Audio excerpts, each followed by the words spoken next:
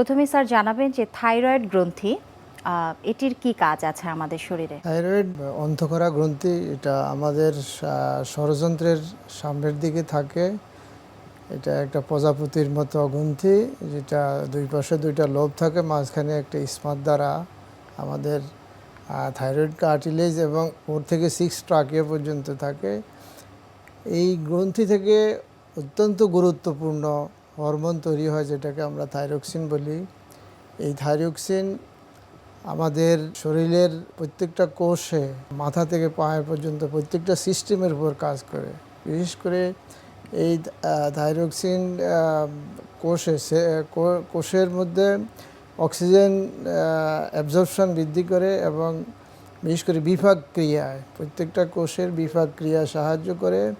আমরা যে সমস্ত খাবার খাই, বিশেষ করে কার্বোহাইড্রেট, প্রোটিন, ফ্যাট, এগুলা মেটাবলিজমে সাহায্য করে এবং বিশেষ করে ইন্টারসেলুলার রিসিপ্টর, মাইটোকন্ড্রিয়া এবং নিউক্লিয়াসের মধ্যে রিসিপ্টর অ্যাক্টিভেট করে এটিপি জেনারেশন করে এবং আমাদের দৈনন্দিন কাজকর্মে আমরা যেই শক্তি পাই সাধারণত সেটা উৎপাদনে খুবই গুরুত্বপূর্ণ কাজ। যেমন ডেভেলপমেন্টাল, বিশেষ করে শিশু কিশোরদের শরীরের মাংসপেশি, ব্রেইন, এগুলার ডেভেলপমেন্টে গুরুত্বপূর্ণ। বিশেষ করে থাইরক্সিন হরমোনের সাথে গ্রোথ হরমোনের একটা ইম্পর্টেন্ট রিলেশন আছে।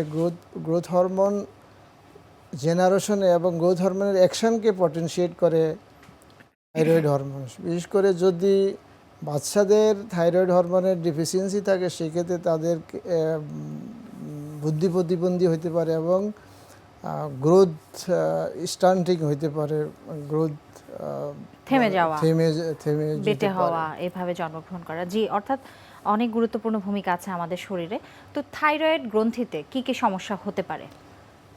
থাইরয়েড গ্রন্থিতে বিভিন্ন ধরনের সমস্যা, যেমন হরমোনের উৎপাদনজনিত তারতম্য, হরমোন কমে যেতে পারে, হরমোন বেশি উৎপাদন হতে পারে। আবার থাইরয়েড গ্রন্থি বড় হয়ে যেতে পারে, যেটাকে সাধারণত গলগণ্ড বলা হয়। তো গলগণ্ড আবার বিভিন্ন ধরনের, যেমন থাইরয়েড গ্রন্থি বড় হয়ে যাওয়া গলগণ্ড, কিন্তু এগুলো সিম্পল গলগণ্ড, ঘয়টার বলি যেটা ইংরেজিতে, সিম্পল হতে পারে। আবার অনেক সময় এই ঘয়টার থেকে অনেক সময় অতিরিক্ত হরমোন তৈরি, তাকে টক্সিক গয়টার বলে। আবার এই গলগণ্ড আবার ক্যান্সার হিসেবেও দেখা দিতে পারে। সুতরাং সাধারণত গলগণ্ড বা গয়টার, সেটা সিম্পল গয়টার হইতে পারে, টক্সিক গয়টার হইতে পারে এবং ক্যান্সার হিসাবেও দেখা দিতে পারে।